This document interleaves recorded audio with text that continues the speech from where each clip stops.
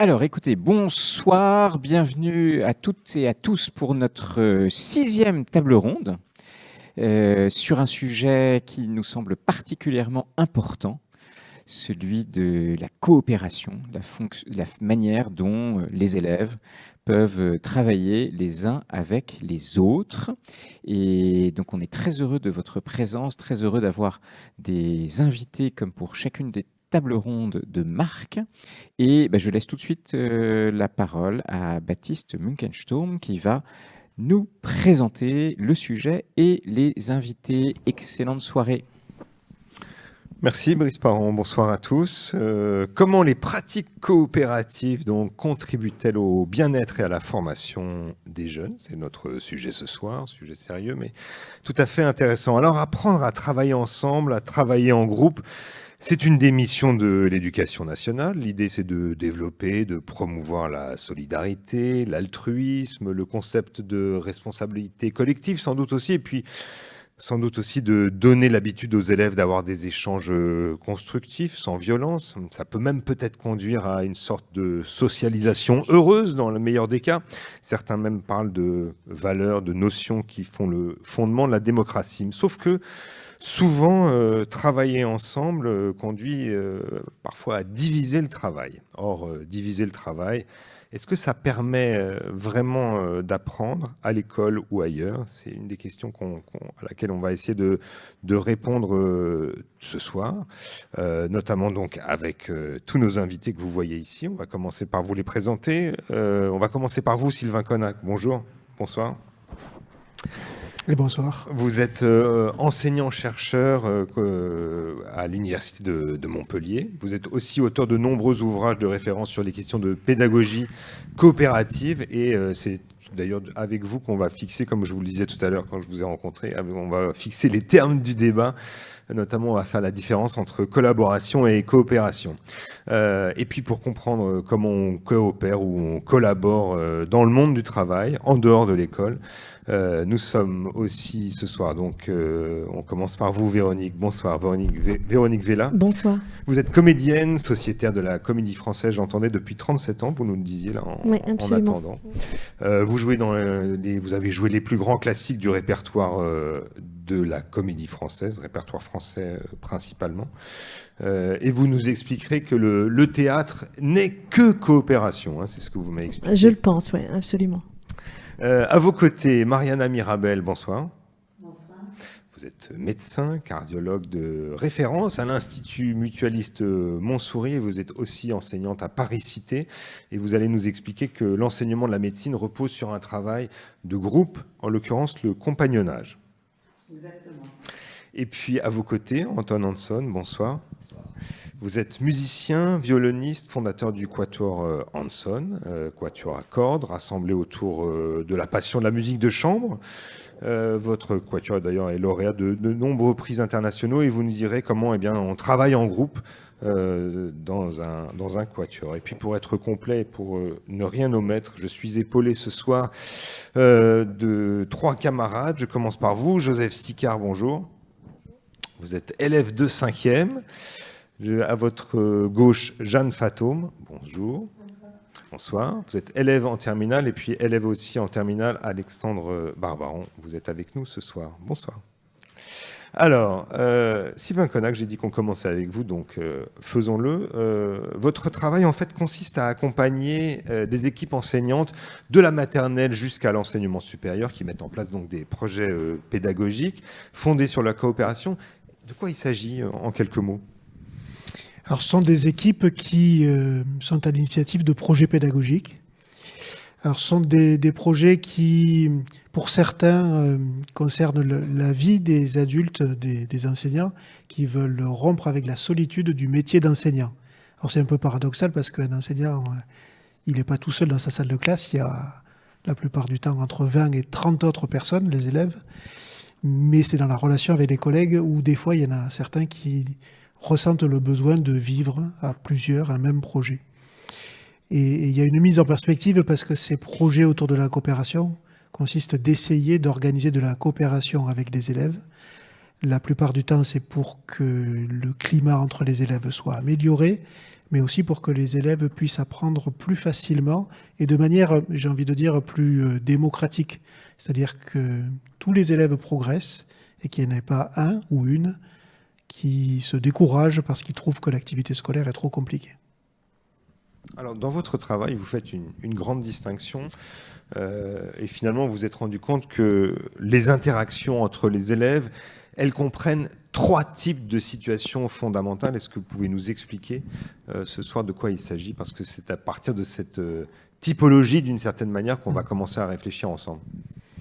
Oui, alors ce qui fait notre caractère de représentant de l'espèce humaine, c'est que nous sommes des êtres vivants, spontanément attirés par la relation. Et donc les interactions, ça fait partie de notre quotidien. Sauf que toutes les interactions sociales ne sont pas de même nature. Et donc, en observant des situations interactives chez les élèves, on a été amené à distinguer des situations coopératives, des situations compétitives et des situations collaboratives. Une situation coopérative, c'est une situation où des élèves sont amenés à agir ensemble. Coopérer, c'est agir ensemble. Une situation de compétition, c'est pas forcément une situation de concurrence. Et c'est vrai que souvent, on a tendance à les associer les deux.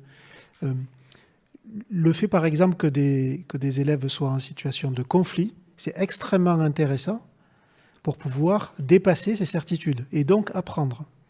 Mais le conflit nécessite une forme de confrontation de ses performances avec celles des autres. Et donc, on est dans une forme de compétition. Dans la compétition, c'est la volonté de vouloir agir avec l'autre pour essayer de l'empêcher d'atteindre les buts que je me fixe moi aussi. Mais ces situations de compétition ne peuvent pas se faire sans une relation interactive à l'autre. Et on s'est rendu compte que, par exemple, dès la maternelle, des enfants qui se trouvent dans un espace où il n'y a pas de compétition sont des enfants, pour beaucoup, qui très rapidement en viennent à s'ennuyer parce que de seules relations coopératives ne suffiraient pas à les pousser au-delà de ce qu'ils savent déjà faire. Et les situations de collaboration, alors ça c'est encore autre chose. C'est une situation d'interaction où on essaye à plusieurs de faire une chose ensemble. Il y a un projet commun derrière une relation collaborative. Et ce qui est particulièrement intelligent dans les organisations collaboratives, c'est le fait de réfléchir ensemble à une division du travail, mais ce n'est pas une division du travail taylorisée, industrialisée, c'est pas ça. C'est une division du travail en fonction de ce que chacun a envie de faire et de ce que chacun sait faire. Donc ça, c'est très intelligent dans des associations, dans des corps de métiers différents, on le verra avec vous trois tout à l'heure. C'est un peu plus problématique pour des élèves à l'école. Exemple ? À l'école ? Alors on s'est rendu compte, mais depuis longtemps, dans les recherches en pédagogie, que quand on demande à 4 élèves de se mettre, par exemple, autour d'une table pour faire un exposé ensemble, je prends quelque chose d'assez courant à l'école, en moins de 30 secondes, si on ne fait pas attention, les élèves se répartissent 4 fonctions. Les concepteurs, les exécutants, les chômeurs et les gêneurs. Les concepteurs, ça va être des élèves qui vont essayer de s'emparer de la résolution de l'exposé et qui vont devenir un peu les ingénieurs de ce beau projet. Donc ils vont penser un petit peu l'organisation du travail collectif. Les exécutants sont des camarades qui vont se mettre à disposition des concepteurs, des petites mains.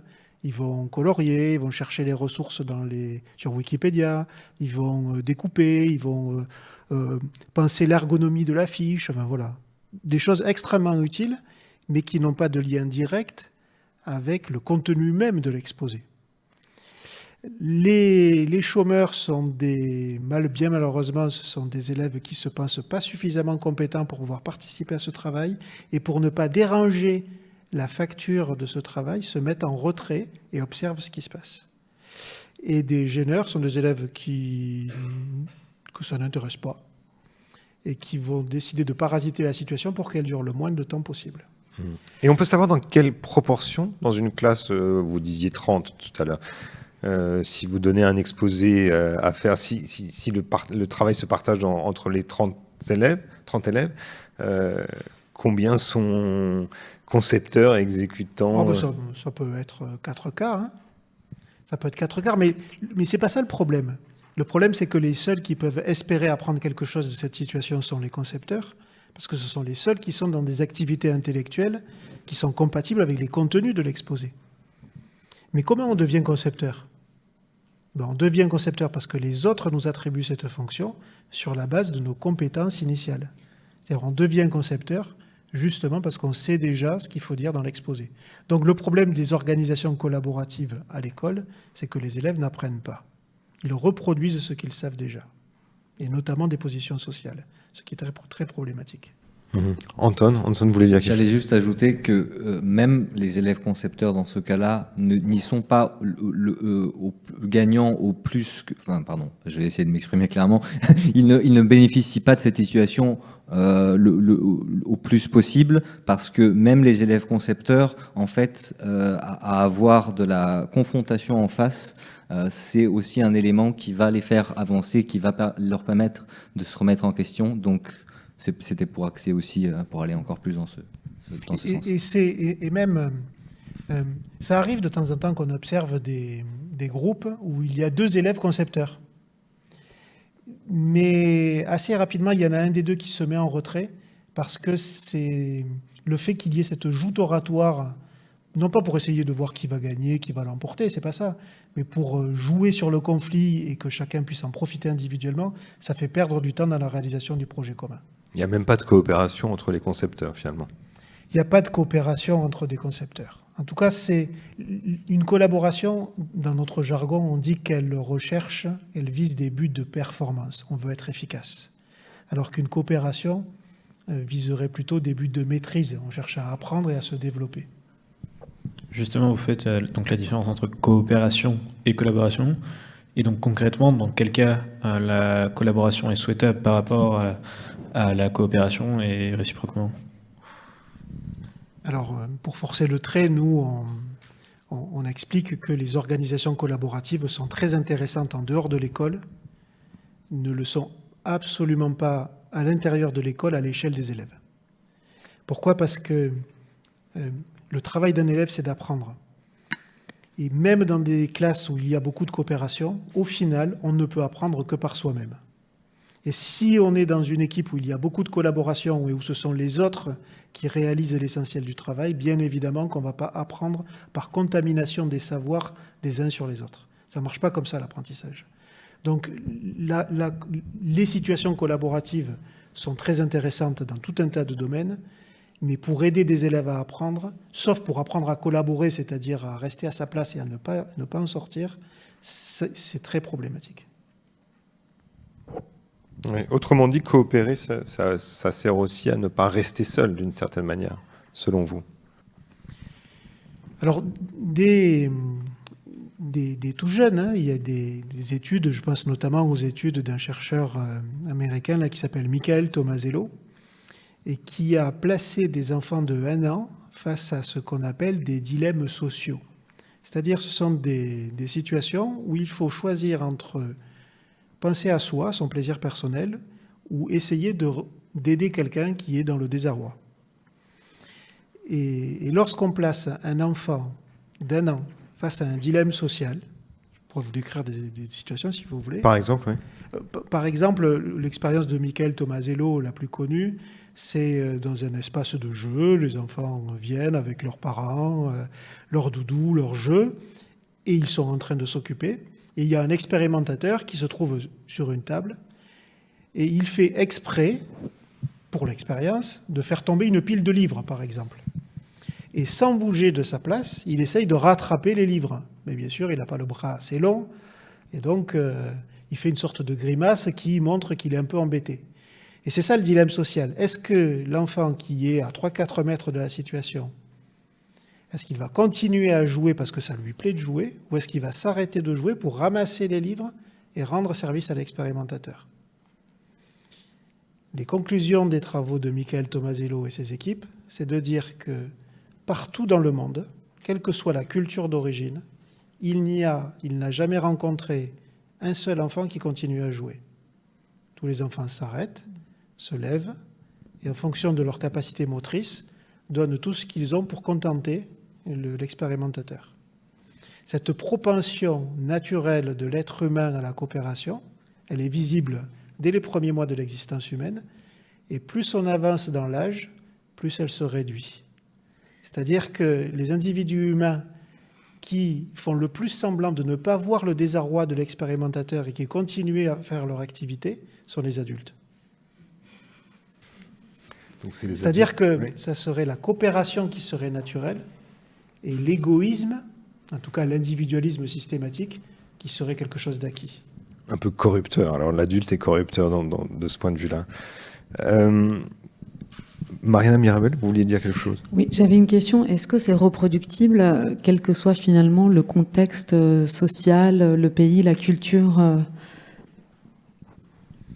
Alors il y a tout un tas d'études là qui se sont intéressées à la variation effectivement des cultures, mais de manière commune, ce qui mobilise, quel que soit l'âge des personnes, un comportement coopératif, c'est le fait de rencontrer une difficulté individuelle que l'on ne peut pas dépasser ou que l'on a du mal à dépasser par soi-même.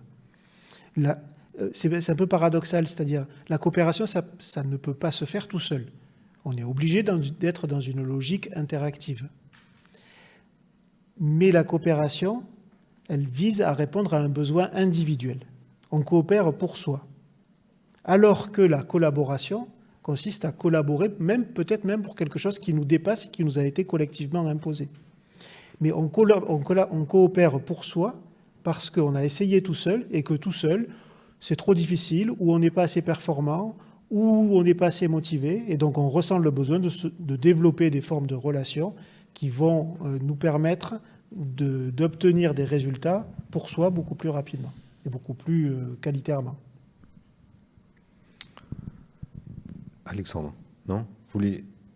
Donc l'idée c'est effectivement donc de fixer les termes un peu donc de coopération, de collaboration et de compétition, et de voir aussi l'effet de l'émulation, vous l'avez évoqué, déjà dans le cadre de l'école. Peut-être on reviendra ensuite un peu à qu'est-ce qu'on peut faire pour que effectivement la coopération se développe davantage, peut-être à l'école. Ce qu'on peut faire, c'est commencer notre tour de table avec vous. Véronique Vella, vous êtes comédienne, donc sociétaire de la Comédie Française. Oui. Je le disais en introduction tout à l'heure, pour vous, alors vous êtes comédienne, le théâtre, ce n'est que coopération. Expliquez-nous. Oui, j'écoutais mon voisin à l'instant et je me disais alors... les comédiens sont ces adultes qui continuent à avoir un an et dont le réflexe est absolument d'aller aider à ramasser la pile de livres. Le théâtre, c'est forcément de la coopération, c'est presque contractuellement, c'est presque par contrat que c'est inscrit comme ça, puisqu'il s'agit ensemble de faire une chose beaucoup plus grande que chacun d'entre nous, qui est de produire un récit devant des gens qui, pendant un certain temps, dans une salle noire, vont avec nous, vont coopérer avec nous et vont y croire. Le récit, c'est forcément au-dessus des égos de chacun d'entre nous. Et c'est forcément de la coopération dans le sens aussi où on a tendance à croire que l'artiste est un gros égo.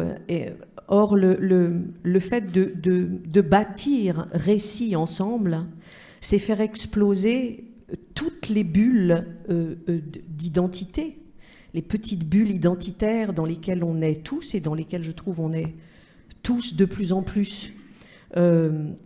Roméo et Juliette, je prends cet exemple-là parce que je sais que la TEA est en train de travailler sur ce spectacle. Roméo et Juliette s'aiment en dépit des identités familiales des Montaigu et des Capulet. la coopération, c'est que quand bien même l'actrice qui joue Juliette ne s'entendrait pas du tout avec l'acteur qui joue Roméo, ou quand bien même l'actrice qui joue Juliette serait, je ne sais pas, Capricorne ascendant Lion, végane et, je ne sais pas, pro-palestinienne par exemple, il faudrait quand même qu'elle joue toutes les scènes d'amour avec un Roméo qui, lui, serait Lion ascendant Verseau, adepte des barbecues et pro-israélien. Enfin, voilà. Ça fait éclater les bulles d'identité de faire du théâtre, puisqu'on fait une chose qui est beaucoup plus grande que nous, qui est de faire entendre la parole du poète, qui est de faire entendre le récit et de faire récit. Et puis je trouve que ça n'est que de la coopération aussi parce que ce soit dans le cadre du travail ensemble, de recherche avec un metteur en scène, ou que ce soit quand on le transmet, le théâtre, quand on est professeur, maître, pédagogue, et qu'on enseigne le théâtre, c'est une chose qui est très horizontale, qui n'est pas verticale du tout. Il y a jamais quelqu'un qui sait là-haut et qui dispense du savoir de manière verticale à d'autres qui ne sauraient pas. Le théâtre, c'est horizontal. Et c'est pour ça que on pratique particulièrement bien, je trouve, la transversalité générationnelle. C'est pas les vieux qui enseignent aux jeunes, et si c'est les vieux qui enseignent aux jeunes, alors les jeunes enseignent autant aux vieux. Tout ça est comme ça et non pas comme ça. Je me suis rendu compte en réfléchissant un peu à cette soirée que quand il m'est arrivé de parler du fait que dans ma vie j'ai eu à transmettre le théâtre, je me rends compte que j'ai toujours fait un geste horizontal. J'ai toujours dit, on m'a transmis des choses et maintenant je les passe aux autres. Je les passe comme ça, je les passe pas comme ça. Et pour le coup, la collaboration avec chacun à sa place, en plus de tout à la Comédie Française, qui est un théâtre singulier, qui fonctionne de manière singulière. Et pour rappel rapidement, c'est à la fois un établissement public qui est dirigé par un administrateur et un directeur des services, qui sont donc opérateurs de l'État. Mais c'est une direction bicéphale, la Comédie Française. Il y a d'une part l'établissement public et d'autre part la Société des comédiens français, qui est donc composée d'acteurs sociétaires. Et cette Société des comédiens français, elle date de Molière. C'est un acte notarié devant notaire signé par Molière et sa troupe il y a près de 400 ans. C'est une société de talent, c'est comme ça que ça s'appelle juridiquement.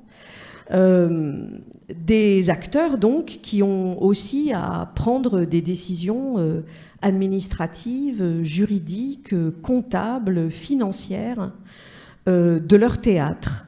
Et pour le coup, dans ce cadre-là très précis de la Comédie Française, la collaboration serait évidemment pas possible parce que il y aurait des acteurs qui passeraient leur vie à dire « Excusez-moi, mais moi personnellement, mon métier c'est de jouer Roméo. Je suis un jeune premier, je joue Roméo. En ce qui concerne les budgets rectificatifs, je ne sais même pas de quoi on parle. Je suis même pas capable de faire mes comptes tout seul dans mon coin, dans mon petit porte-monnaie. Et donc ce serait l'enfer. Ça ne fonctionnerait pas depuis 350 ans comme ça fonctionne. La coopération, c'est ça aussi. C'est de jouer un premier rôle le lundi soir et de se pencher sur un budget rectificatif le mardi matin et de coopérer tous ensemble parce qu'on n'est pas guère plus doués les uns que les autres sur ces sujets-là et on finit par le devenir en coopérant. Et c'est pour ça que je vous disais en préparant ça au téléphone l'autre jour que pour moi vraiment le théâtre c'est de la coopération à tous les étages, en fait. Ouais. On pourrait quand même penser, néanmoins, quand on lit, alors ça joue peut-être davantage pour le cinéma et c'est complètement différent du théâtre, mais quand même qu'un certains acteurs sont au service d'un metteur en scène ou d'un acteur ou d'une actrice principale, d'un comédien ou d'une comédienne principale. Et là, dans ce cas-là, on tomberait dans le cas de la collaboration et non pas de la coopération. Qu'est-ce que vous en pensez ?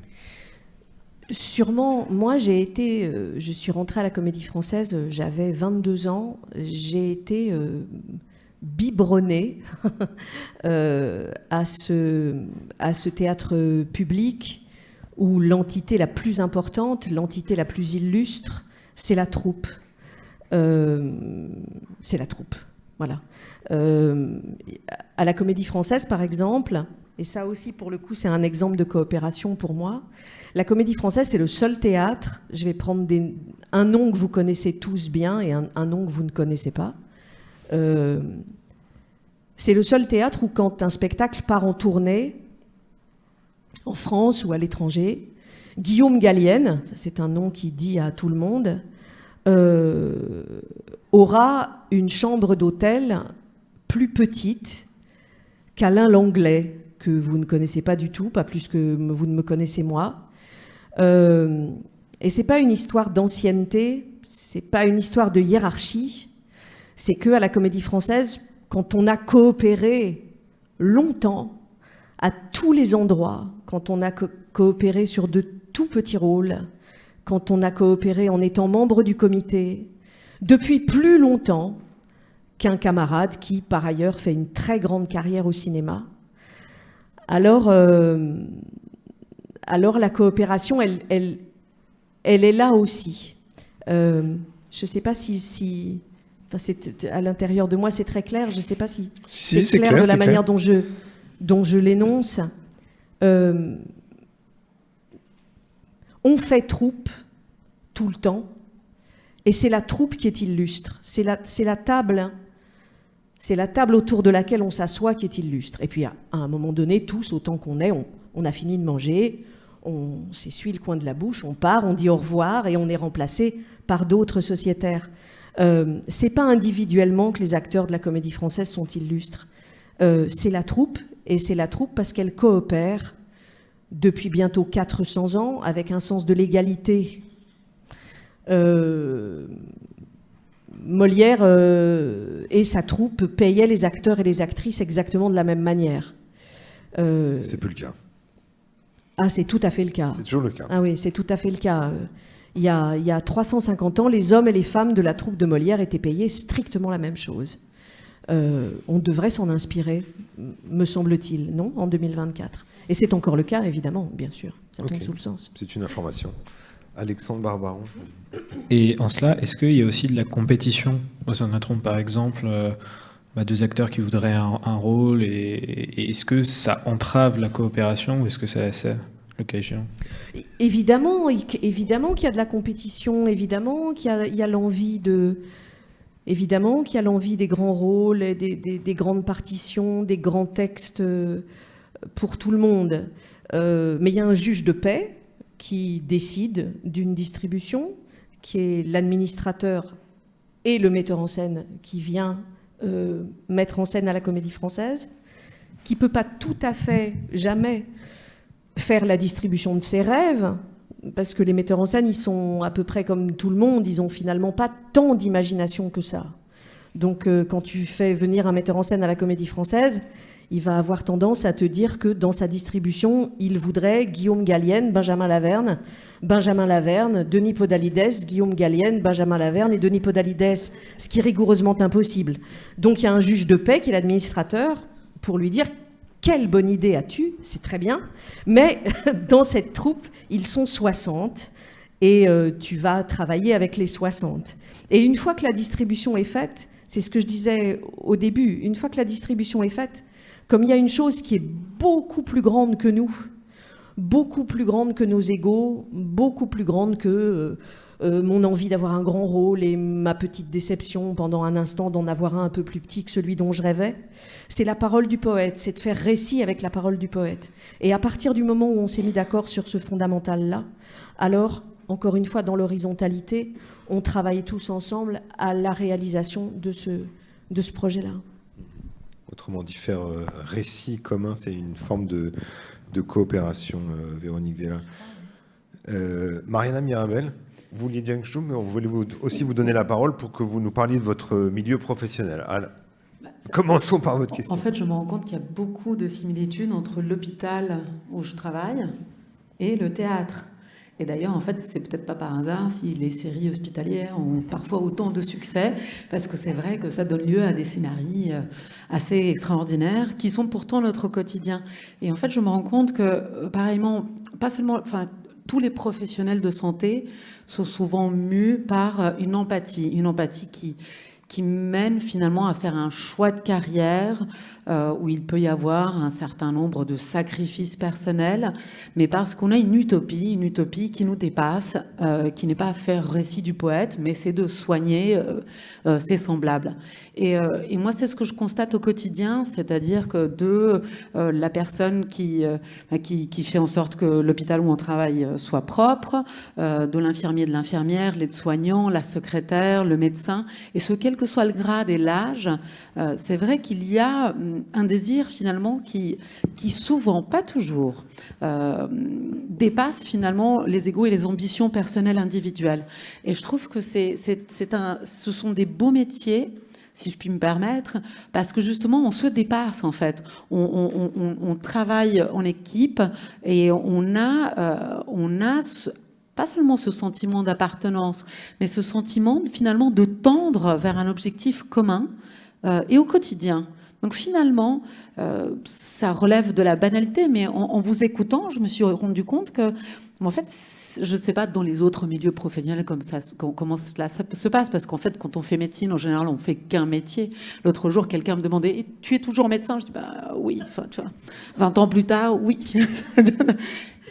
Et c'est vrai qu'il y a, dans le monde hospitalier, personnellement, j'ai toujours exercé en équipe. Je n'ai jamais travaillé seule dans un cabinet. Je n'ai jamais eu de pratique dite libérale ou individuelle. Et c'était l'une des caractéristiques qui me plaisait dans ce genre de métier, c'était le fait de travailler avec d'autres et d'être au contact avec d'autres au quotidien. Alors, il y a bien sûr les patients avec lesquels on a un rapport différent avec les collègues, mais c'est aussi de la coopération en fait. On coopère parce qu'on ne peut pas soigner quelqu'un si cette personne n'est pas d'accord avec le projet de soins qu'on lui propose. Je pense qu'il y a beaucoup de verticalisme qui s'est cassé la figure depuis heureusement une décennie et demie. Heureusement ce milieu change grâce aux jeunes générations, change aussi grâce à la féminisation du métier. Voilà, et donc je trouve que finalement, l'hôpital est un peu comme un théâtre, sauf qu'il n'y a pas forcément de spectateurs dans la salle. C'est-à-dire que nos spectateurs seraient nos patients et avec lesquels qui ne sont pas juste spectateurs, mais qui sont acteurs aussi. Et donc, c'est vrai que les interactions sont extrêmement riches et c'est vraiment de la coopération. Il y a parfois de la collaboration, il y a parfois de la compétition. Fort heureusement, le plus souvent positive à type d'émulation. Donc typiquement, un chirurgien qui a réussi à faire tel geste, le chirurgien d'à côté dit « moi aussi je vais y arriver ». Donc voilà, typiquement c'est un peu ce qui se passe dans les pratiques, disons, en quelque sorte manuelles, parce qu'en fait nous sommes souvent les professionnels de santé, après de nombreuses études, on se rend compte qu'on est très nous sommes des artisans, d'accord Justement, une question de Joseph Sicard.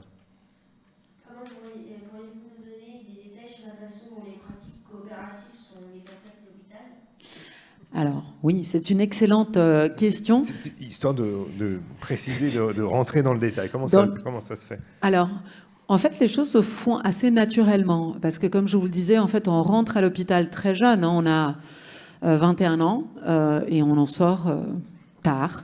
Et en pratique, il n'y a pas des choses gravées dans le marbre. Et c'est ça qui est assez extraordinaire. C'est-à-dire que au jour d'aujourd'hui, on essaye, par exemple, des administrateurs qui prennent un certain nombre de décisions à l'hôpital, essayent de caler le monde du soin avec le monde de l'entreprise. Et ce qui est parfois qui nous semble assez ubuesque, parce qu'il y a des choses qui se font naturellement, sans qu'on ait besoin de les penser forcément, et qui se sont mises en place grâce en fait au compagnonnage, c'est-à-dire qu'on apprend la façon de travailler ensemble très très jeune. Alors justement, comment ça se passe précisément le compagnonnage, pratiquement?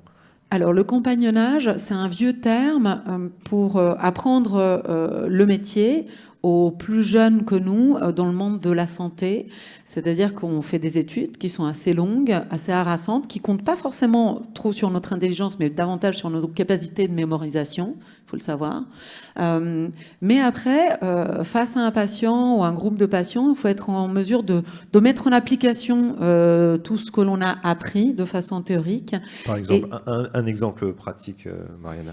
Un exemple pratique, c'est-à-dire qu'on peut avoir appris par cœur toutes les questions d'internat ou de l'examen national classant sur la douleur thoracique, mais si on n'a jamais interrogé un patient ou une patiente, qu'on n'a jamais examiné un patient ou une patiente et qu'on n'a jamais prescrit les examens nécessaires, l'examiner d'abord physiquement et puis ensuite prescrit des examens complémentaires pour porter le diagnostic, eh bien ça coule pas du tout de source. Et c'est là où il y a une mise en application qui se fait accompagner par, alors, soit un sachant, donc quand on est étudiant en médecine, on est souvent un apprenant, mais aussi, et c'est là où je rejoins Véronique, c'est-à-dire que quand on est sachant, entre guillemets, on apprend des plus jeunes parmi nous qui nous posent des questions, qui remettent en cause des connaissances et des façons de faire qui étaient inscrites depuis des décennies. Et c'est comme ça que ça se fait finalement assez naturellement. C'est-à-dire quand on va voir l'étudiant en médecine et on lui dit, bon, est-ce que... parce qu'on se tutoie en général dans ce milieu-là. Est-ce que tu as vu monsieur ou madame X ou Y? Qu'est-ce que tu en penses? Tiens, on va le voir ensemble. Et c'est là, on y va, on laisse faire, on discute, et on discute avec le patient aussi. Et donc c'est comme ça que petit à petit, la mise en application se fait, et c'est comme ça qu'on apprend à faire, parce que c'est un métier du faire, et pas de savoir seulement.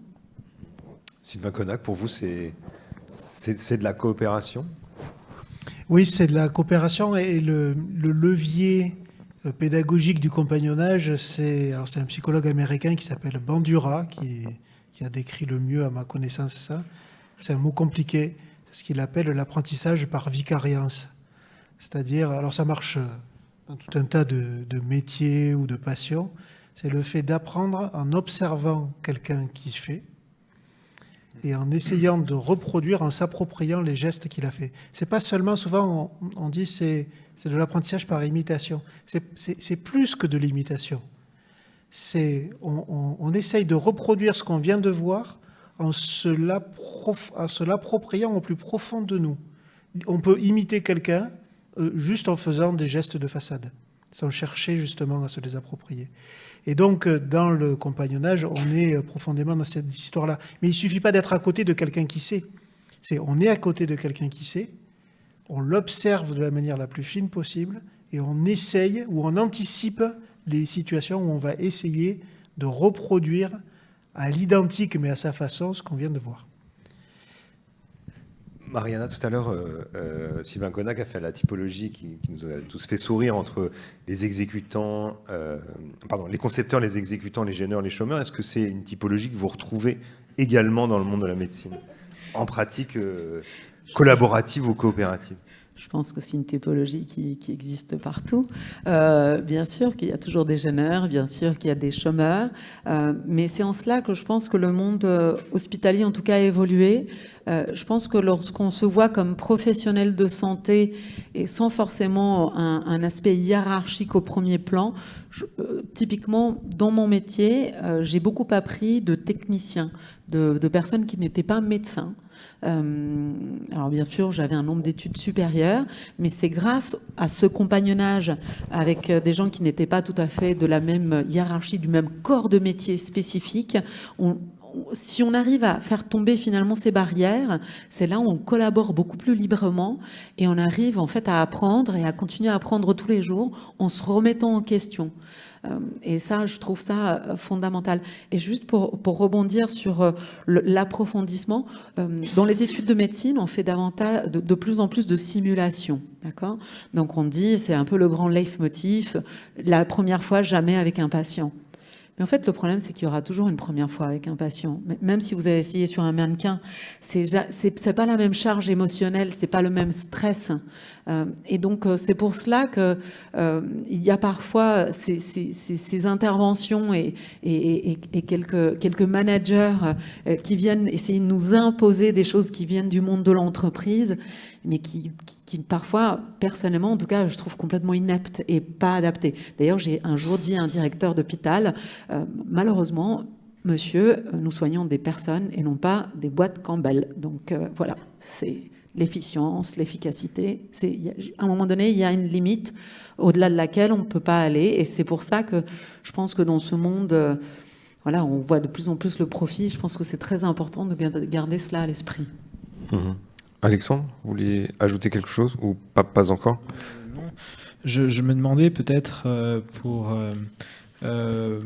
vous, Andon, comment ça s'appliquait dans l'univers de la musique? Alors moi, dans mon quotidien, dans mon quotidien de quartettiste, je vais expliquer en 2 mots un peu mon métier parce que je pense que ça n'évoque pas forcément quelque chose de très concret. Alors déjà, le quatuor à cordes, c'est une formation de 4 instrumentistes. Il n'y a pas de chef d'orchestre et il n'y a pas une personne qui a un rôle de leader. Donc c'est vraiment une horizontalité complète et j'ai quasiment envie de dire en autonomie, voire en autarcie. C'est-à-dire qu'on n'a pas on n'a pas de juge de paix, on est obligé totalement de construire soi-même notre propre cadre. Donc dans mon quotidien, toutes les décisions musicales vont être prises en répétition à 4. Tout est sujet à discussion à 4, l'interprétation est fixée à 4, les choix de répertoire, les choix de concert, de gens avec qui on joue sont des choix faits à 4, les choix administratifs, les choix sur tout ce qui porte sur tout ce qu'il y a autour, c'est-à-dire qu'on est constitué en association, comment est-ce qu'on va être rémunéré, comment on négocie les contrats avec les organisateurs, ça ce sont des questions aussi qu'on discute entre nous. On a aussi autour de nous quelques personnes qui viennent se greffer à cet écosystème, donc un agent et des administrateurs pour les comptes.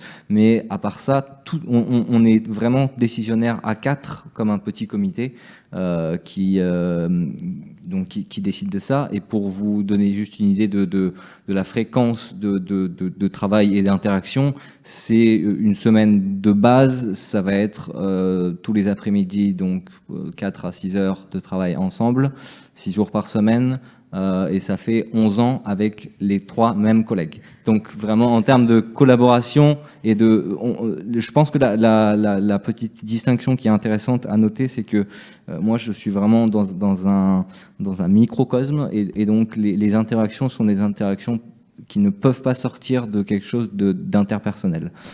Vos 3 collègues, vous les avez rencontrés au conservatoire. Oui. Ils sont de votre génération. Tout à fait. Vous connaissez par cœur. Oui. Mais néanmoins, le quatuor porte votre nom. Oui, alors ça pour le coup, on est tous les 4 membres fondateurs. L'histoire du nom du quatuor, ça se réfère à une tradition dans le monde du quatuor parce que vous êtes premier violon. Voilà, mais c'est pas du tout une question de hiérarchie de poste qui soit différent là-dessus. Et ce qui est intéressant peut-être dans mon parcours, c'est que moi, ça m'a aussi... j'ai commencé très jeune, du coup, à 20 ans, à faire du quatuor. Et moi, c'est vraiment une expérience qui aujourd'hui m'a profondément marqué en tant que personne. J'ai pas du tout... Ça a complètement participé à mon parcours de construction, de remise en question, à travers ce travail coopératif et collaboratif. Voilà. Et justement, vous avez dit que vous avez commencé très tôt à travailler en quatuor, mais j'imagine que ça relève vraiment d'un choix artistique, mais est-ce qu'il y a vraiment aussi une décision un peu personnelle, l'aspect social, le travail en équipe qui vous motive même au quotidien? Moi, personnellement, ça n'a pas été une motivation. Ça a vraiment été le contenu qui m'a toujours motivé et c'est ce qui continue à me motiver. Mais il y a des gens, c'est une aventure humaine. L'aventure humaine, de toute façon, on est obligé de la prendre en compte et de la nourrir, que ce soit le but, et ça peut l'être, ou que ce soit simplement un moyen d'arriver ce qui est plus le cas pour moi, à arriver à jouer à ce niveau-là, à faire ces concerts-là. Pardon, je me suis perdu dans mon... voilà. Donc pas de compétition, mais une émulation entre vous, finalement. Oui. Pour reprendre les termes du débat. C'est ça. Ah oui, complètement. Complètement, oui. Juste pour revenir dans le monde de la médecine, on refait un petit pont. Pour vous, par contre, la compétition, dans ce monde-là, elle est intense. Dans votre groupe de travail, dans votre univers professionnel, par contre, la compétition est très forte. Oui, en fait, on a un concours d'entrée, un concours de sortie. Donc, c'est sûr que ça s'inscrit un peu dans... C'est certes, mais Antoine aussi a eu un concours d'entrée et un concours de sortie au conservatoire. Oui, il y a de la compétition. Il y a de la compétition qui peut être à la fois de l'émulation, mais ça peut être aussi de la compétition telle qu'on l'entend, avec une équipe qui gagne et une équipe qui perd. Mais comme en recherche, par exemple, quand on arrive 6 mois après les collègues et que la publication arrive un peu en décalé, des choses comme ça. Mais ça fait partie de la réalité du monde médical, mais du monde scientifique en général. Vous parlez de compétition négative, c'est pour ça que je vous donnais la parole. Vous avez évoqué ce terme-là.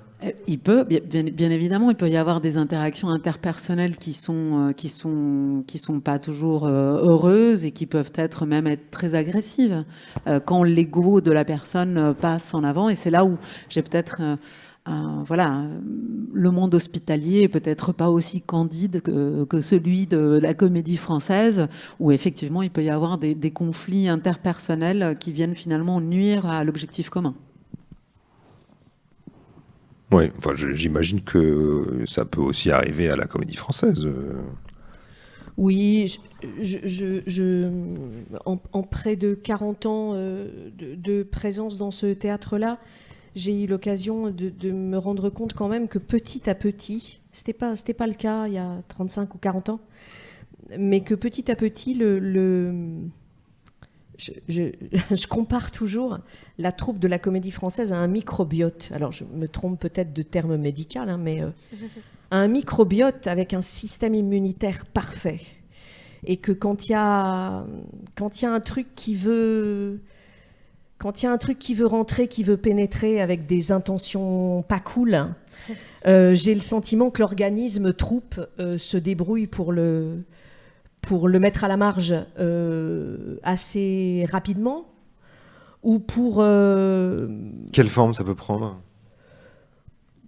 Ça peut prendre plein de formes, ça peut prendre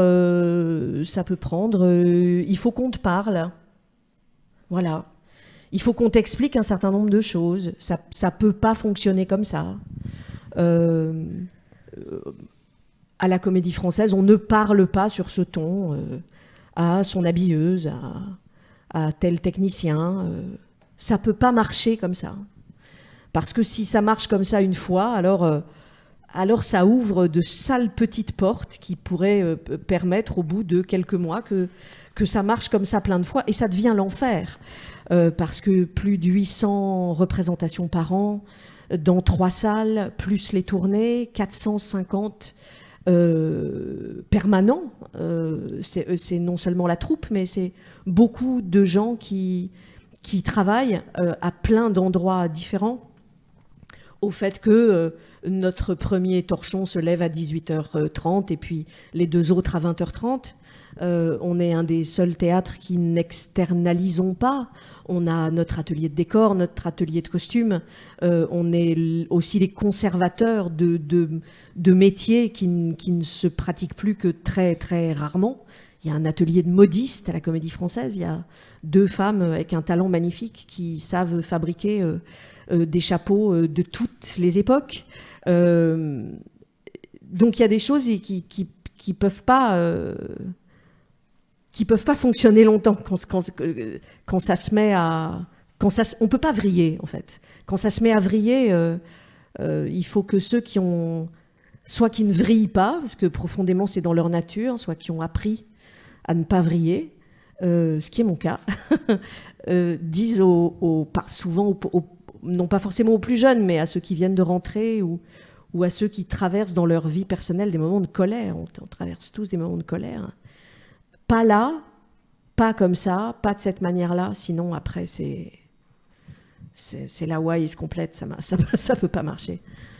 Sylvain Connac, Sylvain Connac d'abord sur la question. Oui, ce que décrit Véronique avec les microbiotes, c'est les spécialistes là de la coopération qui ont le plus étudié ces comportements-là sont les biologistes qui sont intéressés aux formes coopératives dans le monde du vivant en général, chez les humains, les animaux, les plantes aussi. Et il y a un sociobiologiste célèbre là qui s'appelle Pierre Kropotkin, c'est un Russe, qui en a déduit une loi de tous ses travaux, ce qu'on appelle la loi de Wilson. C'est que les groupes d'unités vivantes les plus pérennes et qui se développent le plus sont les groupes coopératifs, altruistes. Donc, si on veut se développer, on n'a pas d'autre moyen que de coopérer, que de se montrer altruiste. Mais à l'intérieur d'un groupe qui se développe et qui est altruiste, ce qui prédomine sont les comportements égoïstes. Et ce qui fait la différence et la frontière entre les deux, c'est ce que les sociobiologistes appellent une membrane, ce que vous décriviez comme étant ce microbiote, qui détermine le chez nous et l'extérieur, et le chez eux. Et ce qui permettrait de se sentir à l'intérieur de la membrane, et c'est là où ça m'intéresse, parce que vous avez expliqué des formes de sanctions qu'il pouvait y avoir vis-à-vis de ces agents intérieurs ou extérieurs qui mettraient à mal la solidité de cette membrane et donc la sécurité de ceux qui se trouvent à l'intérieur. Comment ça se passe lorsque quelqu'un à l'intérieur d'un groupe donne plus d'importance à des intérêts individuels qu'aux intérêts communs? Parce que ce que disent les sociobiologistes, c'est que ces problèmes se règlent par l'intermédiaire de sanctions. C'est parce qu'il y a des sanctions qui rappellent ceux qui donneraient plus d'importance aux intérêts propres par rapport aux intérêts communs, que les intérêts communs prédominent. Un monde sans sanctions serait un monde où il n'y aurait pas suffisamment d'unité. Pour rebondir, la devise, la Comédie Française a une devise, c'est devise latine, c'est simul et singulis, être ensemble et être soi-même. Et c'est une très belle chose.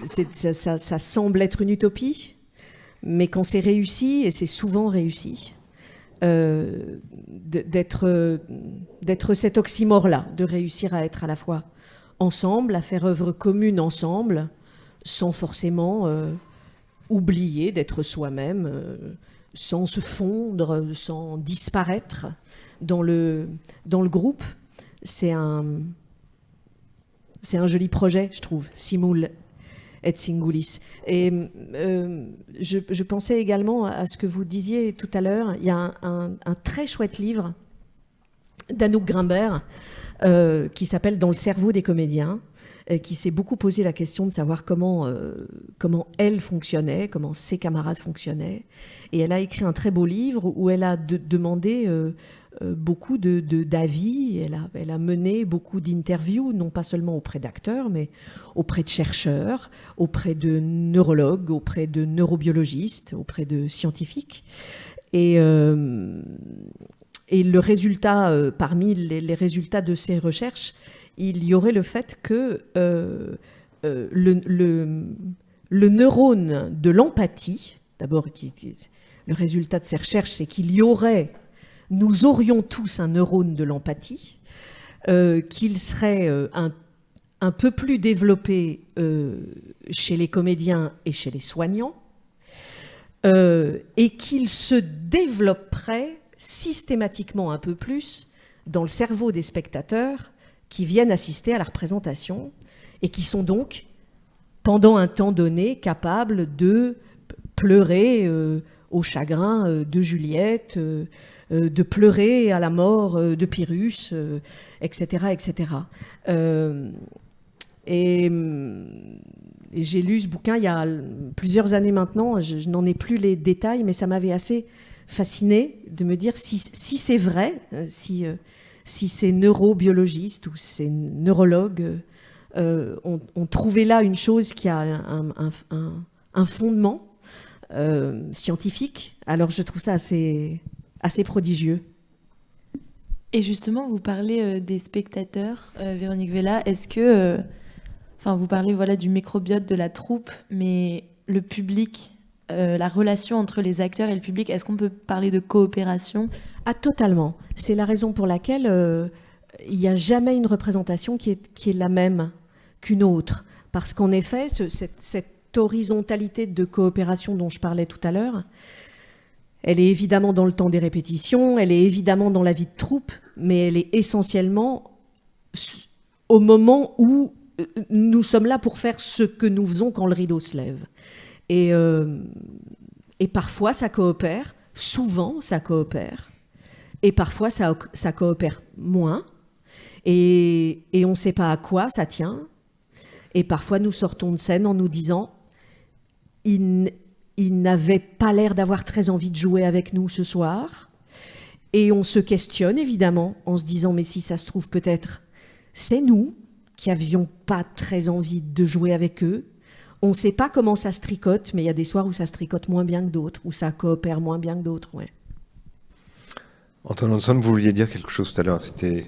Mais tout le reste de la discussion a abondé dans ce sens qui était que peut-être la seule pensée qui m'était venue, c'était que moi, dans mon milieu, j'ai remarqué que les ensembles de musique de chambre, notamment, ont une empathie entre les groupes qui a l'air beaucoup plus forte que tous les gens qui évoluent avec des carrières individuelles. Et je pense que, et au travers de discussions, c'est ce qui revient avec des collègues, c'est que le fait de prendre conscience de l'altérité à travers le travail coopératif dans le groupe développe forcément en fait une empathie et une bienveillance envers les autres, puisque on a cette conscience que les autres traversent aussi ce genre de réflexion et de difficultés.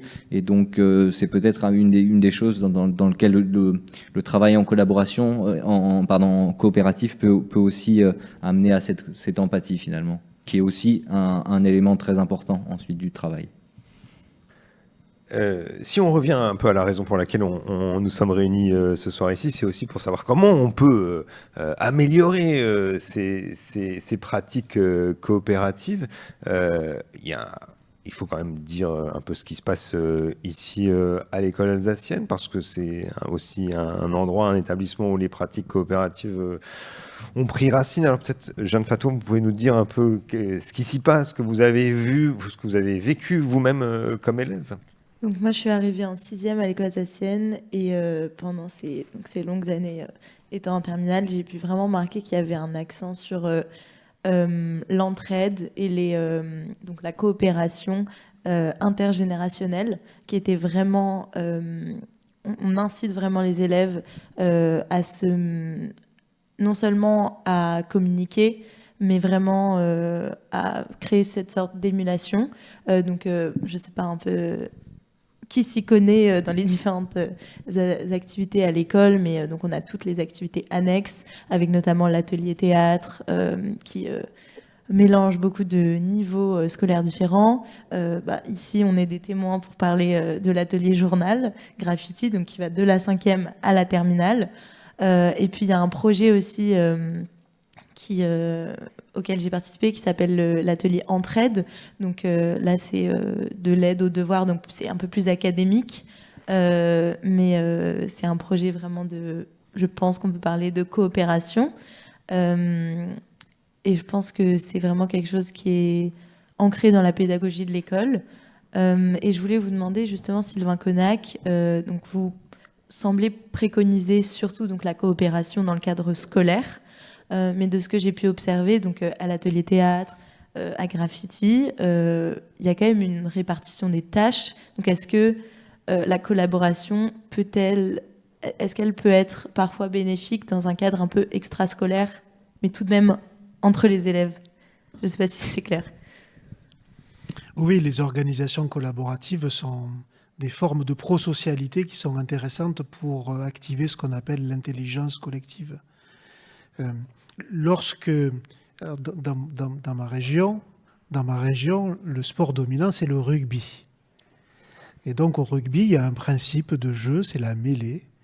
Et si on prend 15 joueurs de 2 équipes différentes, qu'on prend le plus costaud, le plus expérimenté, et qu'on le met, lui tout seul, face à n'importe quelle mêlée composée de n'importe quels autres joueurs, forcément la mêlée va être plus forte que le joueur le plus fort.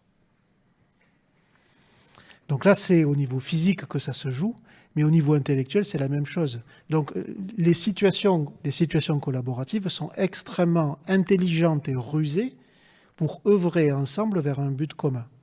Ce que nous, on a pu découvrir, c'est que si on essaye de faire collaborer des élèves pour que les élèves apprennent, par exemple, les règles d'accord de participe passé, ça ne va absolument pas fonctionner. Parce que ceux qui vont être le plus à l'œuvre sont ceux qui les maîtrisent déjà le mieux. Et donc, il y aurait une sorte de combinaison à penser, à articuler, entre d'un côté la formation à ce que vous décriviez, c'est-à-dire les habiletés prosociales par de l'entraide, le fait de, par exemple, le sentiment de responsabilité, c'est le fait de considérer l'autre, même s'il est différent, et il est forcément différent, comme au moins aussi important que moi dans la dignité d'exister. Et ça, c'est quelque chose qui s'apprend, qui se cultive et qui va même contre-courant de ce que l'on vit la plupart du temps dans nos sphères personnelles. Donc ça s'apprend, et ça peut s'apprendre par la collaboration. En revanche, on ne peut pas apprendre par de la collaboration. Et c'est là où la coopération peut devenir intéressante dès lors que tout seul, on n'arrive plus à apprendre par soi-même. Est-ce que vous préconisez un exercice particulier, une pratique particulière pour les élèves d'école élémentaire ou du début du collège, précisément pour que le principe de coopération s'enracine dans la culture scolaire? Il y en a plusieurs, en fait, des situations. On s'est amusé à les dénombrer. On a 28 dispositifs coopératifs qui auraient sa place à l'école. Mais il y a 4 grands principes qui se cachent derrière. Le premier, c'est, je reprends l'entraide, c'est le soutien réciproque. Lorsque, par exemple, en fin de journée, on est tous un peu fatigués, le fait de se mettre à plusieurs, ça va nous redonner un petit peu de vigueur pour travailler plus longtemps. C'est pour ça que ces ateliers d'entraide, s'ils sont en fin de journée, certainement qu'il y a beaucoup d'élèves qui décident de se mettre ensemble parce que tout seul, c'est un peu difficile. Le deuxième principe, c'est lorsque je rencontre des difficultés individuelles, ça va m'être beaucoup plus facile d'arriver à les dépasser si je sais que dans le groupe où je suis, il y a quelqu'un que je vais pouvoir solliciter et qui va pas me répondre « non, débrouille-toi, c'est ton problème ». Une sorte de référent? Oui, alors derrière ces pratiques-là, on trouve l'aide, on trouve le tutorat entre pairs. Voilà. C'est-à-dire des élèves qui acceptent de donner un peu de leur temps et de leurs compétences pour essayer de répondre à un besoin qui a été exprimé par quelqu'un qui n'y arrive plus tout seul. Et ça, c'est la meilleure façon pour que chacun à l'intérieur d'un groupe puisse progresser, parce que quelqu'un qui est compétent dans un domaine n'est pas omniscient, et il y aura forcément d'autres domaines ou d'autres situations où il aura lui-même ou elle-même besoin de l'intervention de quelqu'un d'autre. La troisième possibilité où la coopération est intéressante, c'est le conflit, parce que le conflit nous pousse à aller plus loin dans nos retranchements et donc à apprendre des éléments qu'on n'aurait jamais interrogés tout seul. Et la quatrième situation, ce sont des situations de coopération où on apprend que l'autre est nécessaire au développement de mon existence de la même manière que moi je le suis pour la sienne. Et c'est là où il y aurait des liens à faire entre coopérer et collaborer. Alexandre Barbaron, et puis éventuellement on pourrait peut-être pas, je ne sais pas si c'est ce que vous allez évoquer, mais parler de l'actualité, parce que on a tous en tête la question de... allez-y, Alexandre. Oui, non, mais justement, il y a quelques mois, le ministre de l'Éducation nationale a annoncé que à partir de la rentrée 2024, en tout cas pour les élèves de 6e et de 5e, il y aurait ce qu'il appelle des groupes de niveau en français et en mathématiques, avec pour objectif de honorer aussi le niveau général. Cette question a fait débat. Aujourd'hui, il y a une grève des enseignants par rapport à cette question qui conteste cette décision. Mais souvent, le débat, en tout cas, nous, on l'a eu aussi entre élèves, il est un peu stérile parce qu'en fait, la vraie question, c'est de savoir est-ce que ça marche ou est-ce que ça marche pas, les groupes de niveau. On a la chance de vous avoir ce soir. Si vous avez travaillé sur la question, en fait, c'est quoi la réponse? Ça marche ou ça marche pas, les groupes de niveau? Qu'est-ce qui vous arrive, Baptiste? Non, je ne pensais pas poser la question comme ça, mais pourquoi pas? En fait, il n'y a pas de débat dans la communauté des chercheurs en pédagogie. Les groupes de niveau, c'est la meilleure pédagogie pour les meilleurs élèves. C'est la pire des pédagogies pour tous les autres. C'est-à-dire que et les questions d'éducation cherchent le bien commun. Si on cherche à travers les dispositifs coopératifs ou les dispositifs d'éducation à parvenir à ne décourager aucun élève et à faire progresser chacun par rapport à là où il en était au début où il a commencé à travailler, les groupes de niveau, c'est pas ça qu'il faut faire. Parce que ça va décourager ceux qui s'entendent dire, ne serait-ce que par des phénomènes de comparaison sociale, moi je suis inférieur à d'autres. Le souci, et c'est peut-être ce qui a motivé ce discours du 5 décembre de l'ancien ministre de l'Éducation Attal, c'est comment répondre à l'hétérogénéité des élèves à l'intérieur d'une classe autrement que par un collège qui fonctionne de manière uniforme.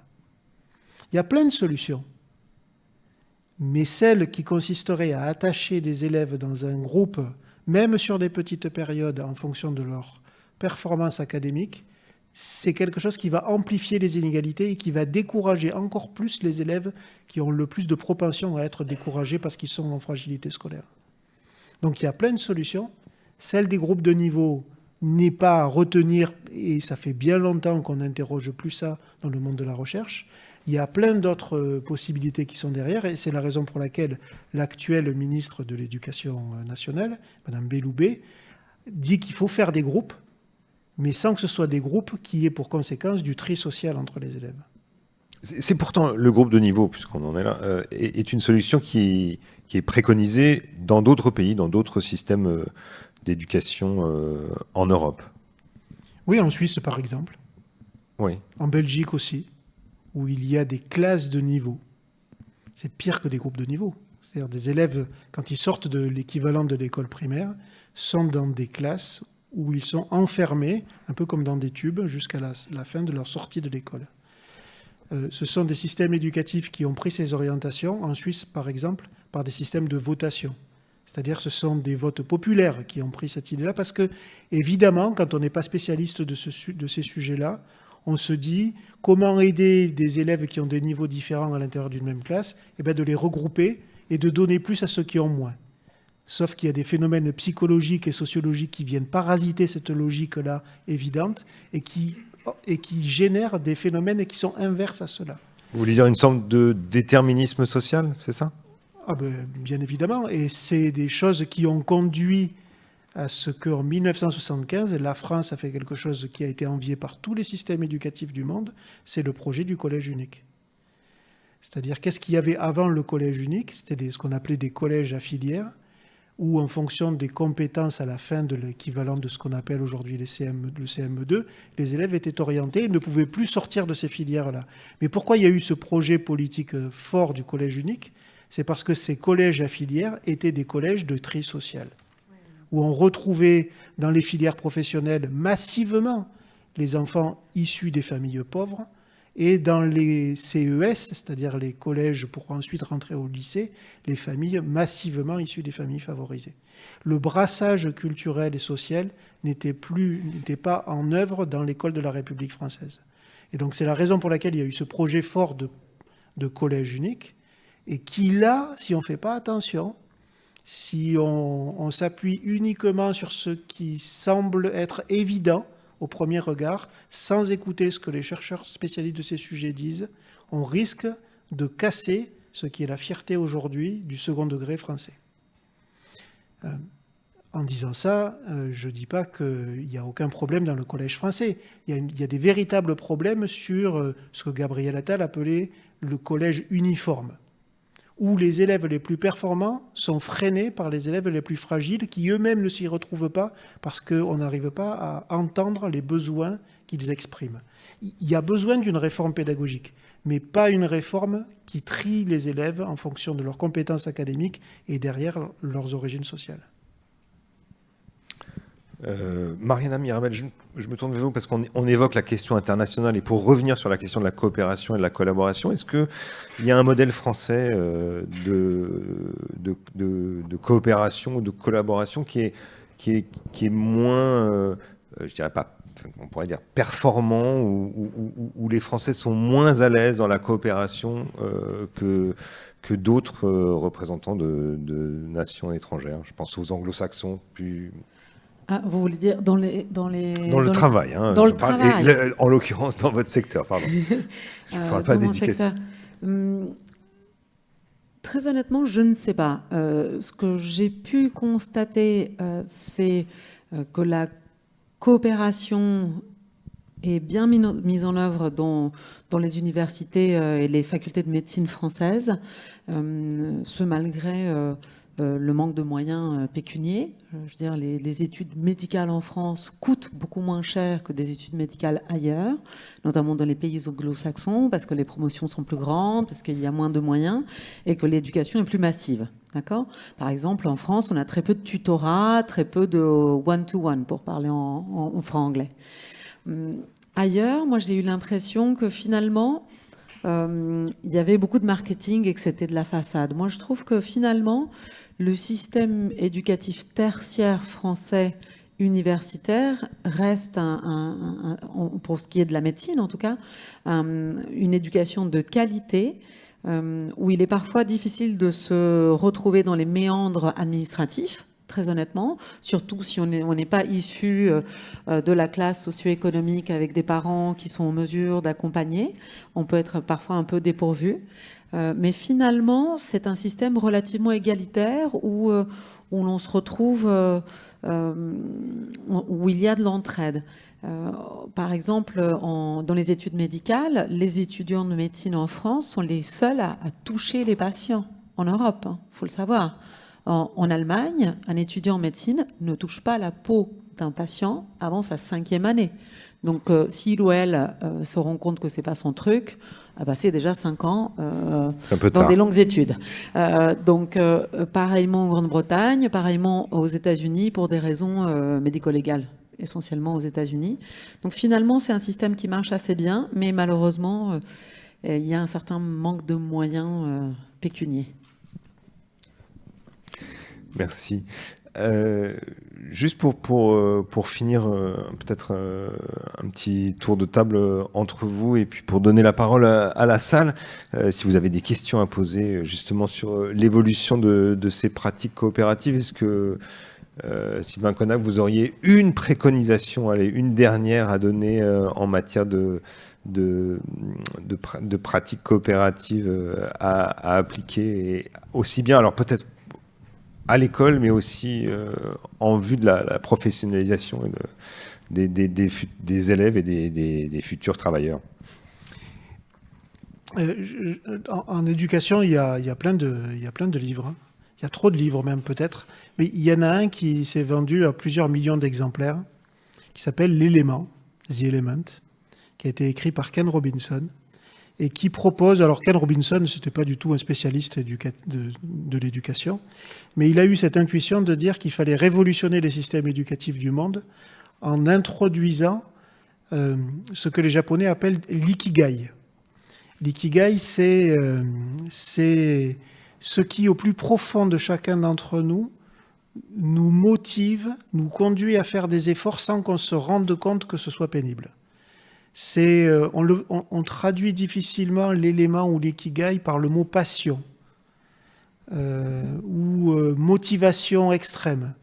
Mais le principe de l'éducation serait de faire en sorte que chaque jeune qui fréquente une structure éducative découvre son élément et qu'une fois qu'il l'a découvert, il ait la possibilité de poursuivre aussi profondément qu'il le veut sa passion, soit seul, soit avec d'autres en coopération si tout seul il rencontre trop de difficultés qui lui permettent d'aboutir à ses propres buts. Donc ce qui se cache derrière les idéaux éducatifs en matière de coopération, c'est de ne pas imposer le fait de coopérer à des élèves s'ils ne ressentent pas le besoin de coopérer. Et si on arrive à faire cette petite bascule-là, il y aura beaucoup moins de difficultés à l'école pour concevoir la coopération comme quelque chose d'extrêmement intéressant pour faire en sorte qu'un groupe où il y a de l'hétérogénéité est un groupe qui est beaucoup plus riche qu'un groupe où il y aurait moins de différences entre les élèves. Effectivement, c'est intéressant, ça donne envie d'avoir votre réaction à vous, messieurs. Merci beaucoup pour l'ensemble de tous ces avis et tous ces exemples concrets que vous nous avez donnés. Peut-être qu'on peut vous donner à vous la parole pour que, si vous avez des questions à poser à chacun d'entre vous. Des questions ou des réactions. Ou des réactions, absolument.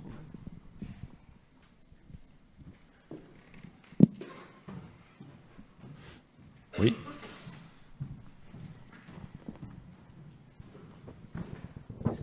Bonsoir, je suis parent d'élèves à l'école alsacienne. Merci beaucoup pour vos interventions. Une toute petite question, en fait, si je comprends bien aussi ce que vous disiez, que ce soit pour la collaboration ou la coopération, si on laisse les enfants se regrouper par eux-mêmes pour travailler ensemble, ça ne marche pas forcément. On aura des gêneurs, des chômeurs. Par contre, s'il y a une intervention ou d'un professeur ou d'un tiers, dans ce cas-là, ça fonctionne. Est-ce que c'est ça ou pas? Oui, le problème, c'est que très souvent, des enseignants, parce qu'on ne leur a jamais expliqué, interviennent pour valoriser des formes collaboratives du travail des élèves. Et donc, ils se rendent compte que ça n'aboutit pas, qu'il y a des élèves qui s'engagent beaucoup, mais ce n'est pas forcément ceux qui en auraient le plus besoin. Et ils en viennent à dire, oui, mais tu vois, la coopération, ça ne marche pas. Donc, ce n'est pas tant la nature de l'intervention de l'adulte qui serait prépondérante. Peut-être que ce qui serait essentiel, ça serait l'intention première de celui qui essaye d'apprendre quelque chose. Si un élève a pour projet d'apprendre quelque chose, soit pour des motivations d'orientation, par exemple, il a écouté Marianne et ça y est, c'est bon, il veut devenir chirurgien dans sa vie, ou il a écouté Véronique, mais non, il veut absolument intégrer la Comédie Française. S'il y a cette intention-là, cette motivation d'advenir ou d'apprendre quelque chose, et que par lui-même, il trouve les ressources suffisantes pour y arriver, très bien. Il vaut mieux 1000 fois un élève qui travaille tout seul et qui apprend, plutôt qu'un élève qui coopère et qui n'apprend rien. Mais la plupart du temps, seul, en fait, on arrive soit à des problèmes de motivation, soit à des résistances parce qu'on ne sait pas des choses. Et donc, c'est là où la coopération devient extrêmement intéressante. Mais ce n'est pas l'intervention de l'adulte là qui est prépondérante. C'est le besoin individuel de ressentir l'altérité et la relation sociale comme réponse à des besoins individuels. Les adultes, ils sont là pour garantir suffisamment de sécurité entre les personnes et pour expliquer quelles sont les fonctions pédagogiques d'une éventuelle coopération choisie par les élèves.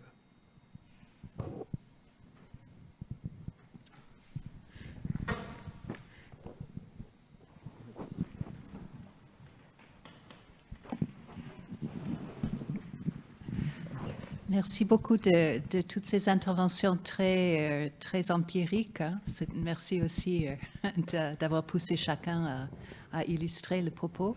J'apprécie beaucoup la fluidité avec laquelle vous avez partagé notamment la recherche et votre expérience.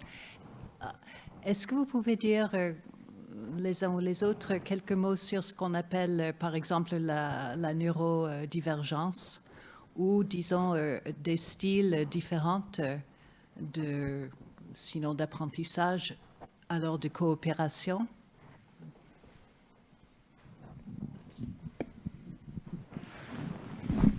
C'est pas pour moi la question. Hein, alors, le problème, c'est que dans ce domaine-là, il y a moult ce qu'on appelle des neuromythes, c'est-à-dire des histoires qui s'appuient sur ce qui ressemblerait à des neurosciences, mais qui ne sont que des histoires et qui n'ont jamais été véritablement étayées par des recherches scientifiques. La plus connue aujourd'hui, c'est peut-être l'histoire des intelligences multiples, qui est très séduisante. Hein, vous savez, celle qui consisterait à se dire qu'il n'existe pas qu'une seule intelligence, qu'il y en aurait plusieurs, voire même que chacun aurait sa propre intelligence. Et il y a un chercheur américain qui s'appelle Howard Gardner qui a proposé une typologie de 8 intelligences, en disant il y en a 2, la logico-mathématique et la verbo-linguistique, qui seraient plus prioritairement encouragées et favorisées par l'école, mais tout en oubliant les 6 autres. Mais ça, là, c'est un neuromythe. Mais pourtant, ce qui est évident à la perception de tout le monde, c'est qu'on a chacun nos propres talents, nos propres modes de perception de l'information et nos propres modes de traitement de ces informations, donc nos propres intelligences. On ne parle plus, en fait, dans les recherches en sciences cognitives d'intelligence. On parle beaucoup plus de langage, on parle beaucoup plus de cognition. La cognition, qu'est-ce que c'est? C'est l'activité du cerveau qui conduirait quelqu'un à développer ce qu'on appelle un apprentissage, c'est-à-dire une nouvelle capacité à pouvoir s'adapter dans un environnement nouveau. Et là, si nous sommes 7 milliards d'êtres humains, il y aurait 7 milliards de cognitions différentes, dans le sens où la cognition n'est pas le fruit de quelque chose qui serait inné. La cognition est essentiellement déterminée par l'éducation. Je ne sais pas si vous vous souvenez du célèbre médecin là, qui est décédé malheureusement il n'y a pas longtemps, qui s'appelle Axel Kahn, et qui a écrit un essai qui reprend une vieille histoire indienne où 2 sœurs jumelles ont été séparées à l'âge de 1 an suite à l'incendie de leur habitation. Et donc, drame familial terrible. Et il y a une des 2 petites filles qui est allée vivre dans une famille indienne très favorisée, pendant que l'autre petite fille est allée vivre dans une famille très pauvre. Donc elles avaient le même patrimoine génétique, exactement le même, puisqu'elles étaient jumelles, et elles sont devenues des adultes profondément différentes. Et il explique, et Axel Kahn explique dans cet essai, combien l'éducation serait prépondérante pour pouvoir déterminer les facultés cognitives. Donc c'est très tentant, c'est très séduisant de vouloir, par exemple, penser qu'il y en a certains qui seraient visuels, d'autres qui seraient auditifs, d'autres qui seraient kinesthésiques. Mais tout ça, ce ne sont que des vues de l'esprit. Et dans les faits, la cognition dépend plus de la manière dont chacun vit le traitement de l'information. Et bien malheureusement, il y a plein d'élèves qui se voient altérés de développer toute cette richesse cognitive parce qu'ils sont confrontés à des situations où ils perdent confiance en eux-mêmes. Et c'est beaucoup plus facile. Il existe des techniques qui, en 5 minutes, donnent la possibilité à quelqu'un de décourager un élève. Mais c'est beaucoup plus difficile de construire des dispositifs pédagogiques qui ne découragent personne et qui entretiennent ce qu'on appelle le sentiment d'efficacité personnelle. Tout l'enjeu de l'éducation, c'est ça. C'est d'arriver à démocratiser le fait que personne ne perde confiance en soi et même gagne confiance en soi et en les autres. Je me rappelle, en vous écoutant, j'essayais de me rappeler quel élève j'étais en province il y a très longtemps. Et en fait, je me souviens que c'est à partir du moment où, grâce à un professeur de français, j'ai commencé à beaucoup lire de poésie et de théâtre et à les apprendre par cœur, que j'ai compris comment, par ailleurs, sur les autres matières, apprendre mes leçons. Je me souviens que j'étais une élève totalement paumée à cet endroit-là. Je ne savais pas comment m'y prendre. Et puis, il a été extrêmement clair qu'en apprenant par cœur une passion, l'ikigai, c'est comme ça qu'on... Ikigai, voilà. Alors, il était très clair que, et ça ne marche pas pour d'autres, mais pour moi, ce qui marchait, c'était de me souvenir très précisément que tel mot que j'avais retrouvé était sur la page de gauche, plutôt en haut, plutôt à droite de la page, et que c'est un apprentissage pour moi qui est profondément visuel, la mémoire, l'apprentissage par cœur d'un texte. Et j'y repense à l'instant, et je me souviens que dans les autres matières, tout d'un coup, ça m'a follement aidé. Je me suis dit, alors, je vais faire pareil avec la physique-chimie et les maths, ou l'histoire, ou la géographie, et ça va m'aider. Et en effet, ça m'a aidé. Mais c'est parfaitement empirique. C'est parce que tout à coup, il a fallu que, dans le cadre de cours de français où on faisait du théâtre, il a fallu que j'apprenne du théâtre par cœur. Je me suis rendu compte qu'il n'y avait que le visuel qui fonctionnait chez moi. Je peux m'enregistrer un texte et le mettre dans mes écouteurs et l'écouter 24 heures sur 24, je ne l'apprendrai jamais. Ça, pour le coup, en 60 ans, j'ai eu l'occasion de me rendre compte de ça.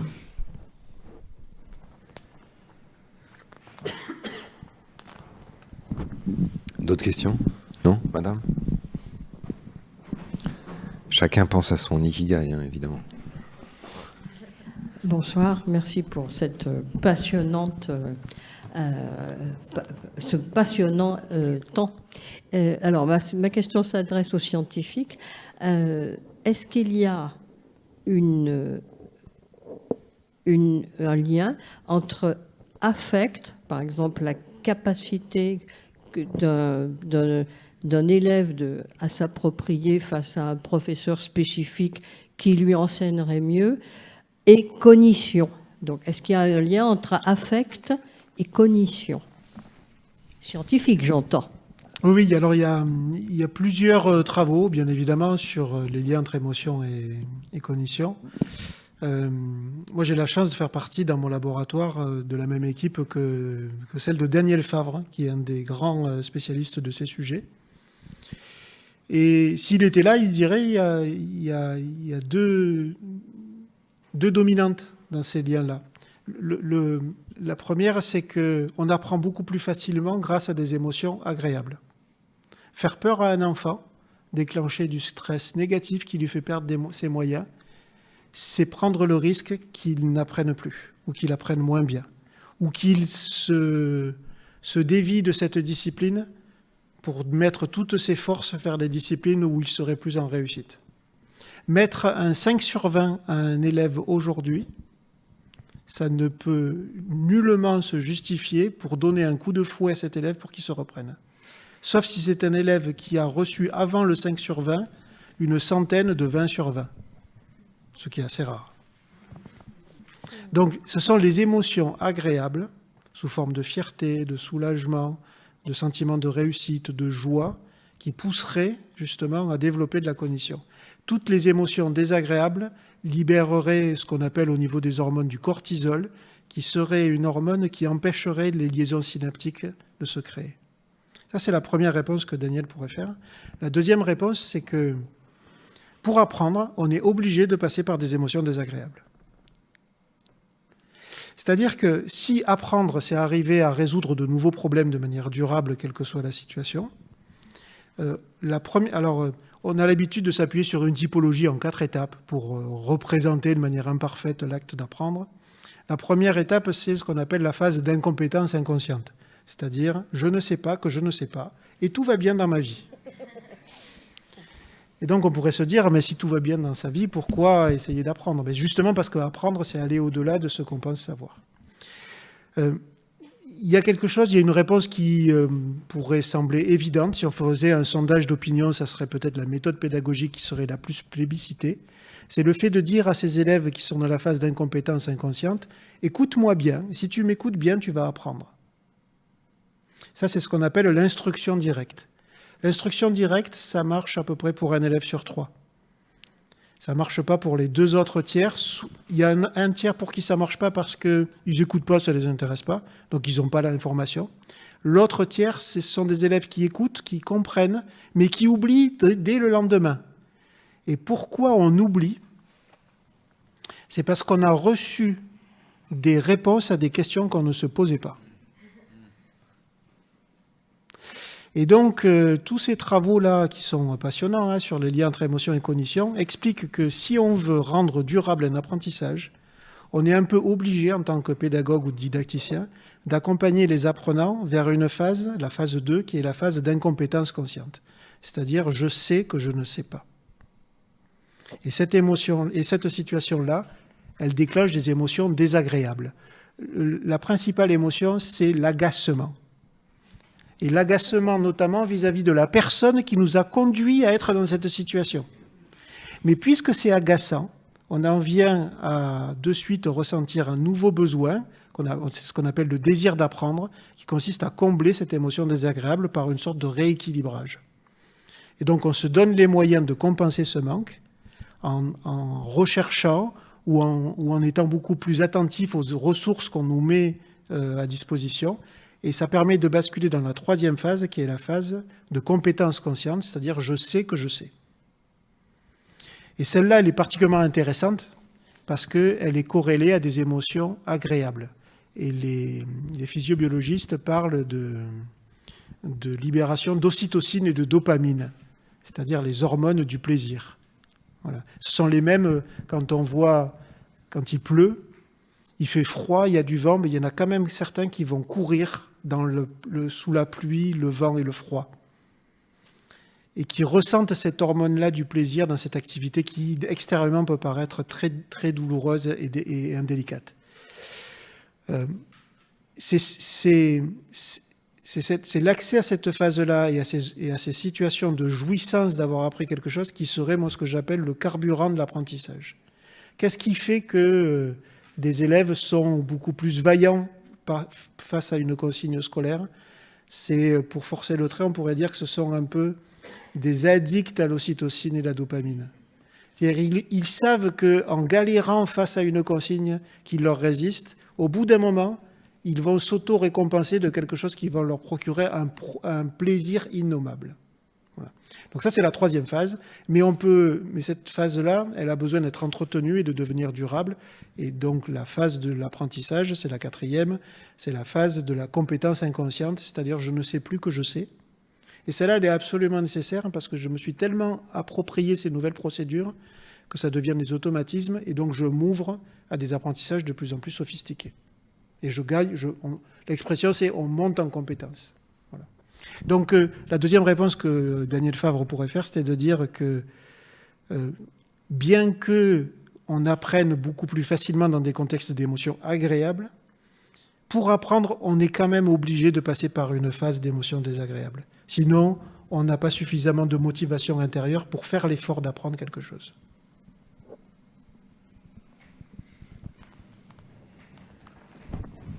Merci beaucoup, c'est tout à fait édifiant, intéressant, ça nous laisse tous songeurs.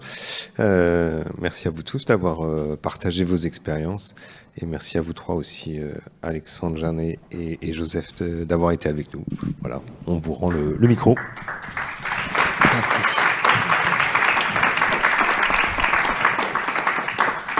Écoutez, merci infiniment pour votre participation à cette soirée absolument passionnante. On a terminé sur la notion de désir d'apprendre et ça fait la transition pour notre prochaine table ronde qui aura lieu le 13 mai autour du goût des sciences. Et donc je vous invite à nous rejoindre le 13 mai prochain. Merci beaucoup, très belle soirée.